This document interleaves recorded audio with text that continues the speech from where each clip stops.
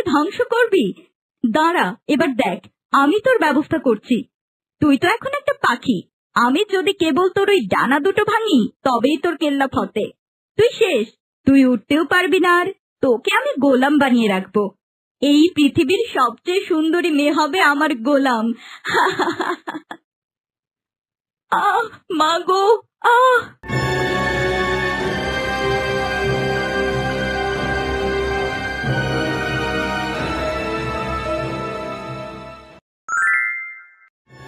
মা, ও মা, আমি যে যন্ত্রণা সহ্য করতে পারছি না। এ যন্ত্রণা সহ্যে আমাকে বরং মৃত্যু দাও প্রভু। কি রে মায়া, খুব যন্ত্রণা হচ্ছে বুঝি তোর? কিন্তু কি জানিস, তোর যন্ত্রণা দেখে আমার কিন্তু খুব ভালো লাগছে। পার্বতী, তুই এতটা নির্দয়, আমার মাকে মারলি, আমাকে পদে পদে যন্ত্রণা দিচ্ছিস। আমি তোর কি ক্ষতি করেছিলাম? দেখিস, প্রভু তোর এই পাপের জন্য কখনো তোর ভালো করবে না। প্রভু আমার ভালো করবে না? আমি তো দেখছি প্রভু তোর ভালো করছে না। তোর মাকে মারলাম, তোকে কতবার মারলাম, আমার তো কিছুই হলো না। প্রভু তো তোর উপরই সব যন্ত্রণা দিচ্ছে। এত হাসিস না পার্বতী, দেখিস একদিন এই পাপের সাজা তুই পাবি, সেদিন বেশি দূরে নয়। তাই বুঝি? তা সেদিনটা কবে আসবে শুনি? অপেক্ষা কর, তোর পাপের বোঝা ভারী হচ্ছে, সেদিন খুব দূরে নয়, কাছেই। অপেক্ষা কর শয়তান। বাহ, বেশ বলেছিস তো, কিন্তু সমস্যাটা হচ্ছে সেদিন তো তুই চোখে দেখবি না, কারণ তার আগেই আমি তোকে মেরে ফেলবো।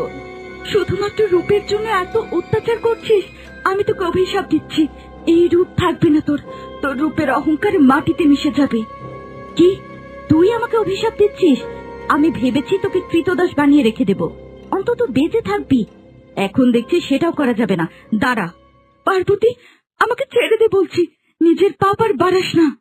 আমার চিন্তা তোকে করতে হবে না মূর্খ, তোর চিন্তা কর, তোর কি হবে? পার্বতী, তুই ধ্বংস হবি, ধ্বংস হবি শয়তানি। বড় বার বেড়েছিস তুই, আমার হাতের মুঠোয় আটকা পড়েও তোর তেজ কমছে না, ভয় করছে না? না, করছে না, ভয় করছে না, কারণ আমি কোনো পাপ করিনি, পাপ তো তুই করেছিস। আমার পাপের চিন্তা একটু কম কর, নিজের কি হবে ভেবে দেখেছিস? আমার যা হওয়ার হবে, কিন্তু তারপর তারপর তুই তুই ভালো থাকবি না, অশুভ শক্তির বিনাশ হবে শয়তান, দেখে নিস। কি, আমার সামনে থেকে বন্দী হয়ে আমাকেই হুমকি দিচ্ছিস? দাঁড়া, তোর একটা ব্যবস্থা করছি, তোর তেজ কমাচ্ছি।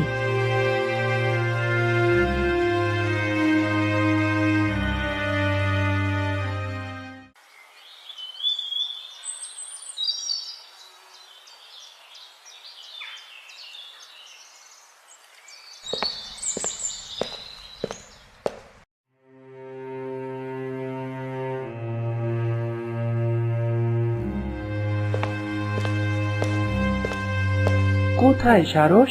এখানে তো কাউকে দেখতে পাচ্ছি না। তুমি না বলেছিলে মায়াকে আটকে রেখে ওই শয়তান পার্বতী কষ্ট দিচ্ছে? এখানেই তো ছিল, মনে হয় মায়াকে নিয়ে অন্য কোথাও গেছে ওকে শাস্তি দেওয়ার জন্য। কি বলো? তাহলে চলো আমরা পুরো রাজ্যটা ঘুরে দেখি মায়াকে পার্বতী কোথায় আটকে রেখেছে। না রাজপুত্র, এটা করা যাবে না, তাহলে তুমি বিপদে পড়বে। খুঁজতে গিয়ে পার্বতী সৈন্যদের কাছে ধরা পড়লে তো মায়াকেও খুঁজে পাবে না। তাহলে কি করব সারস? তুমি এখানে থাকো, আমি গিয়ে বরং দেখে আসি মায়াকে পার্বতী কোথায় আটকে রেখেছে। কি বলো কি? তুমি একা যাবে ওখানে? যদি কোনো ক্ষতি হয়? চিন্তা করো না রাজপুত্র, আমার কিছুই হবে না, আমি একাই যাব, যে করেই হোক খোঁজ নিয়ে আসবো। কিন্তু তোমাকে একা ছাড়তে খুব ভয় করছে সারস, আমি তোমাদের কাউকে হারাতে চাই না। কিছু হবে না, তুমি একটু অপেক্ষা করো, আমি ঠিক খুঁজে নিয়ে আসবো, আর তোমার মায়া এবং আমরা সবাই অক্ষত থাকবো, দেখে নিও। তাই যেন হয় সারস, তাই যেন হয়।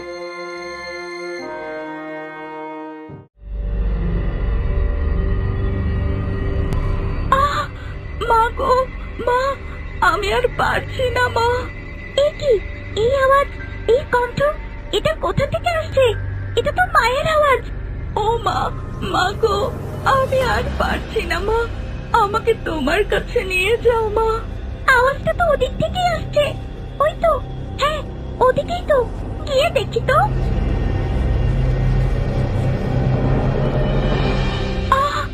মা গো মা, আমি আর পারছি না মা।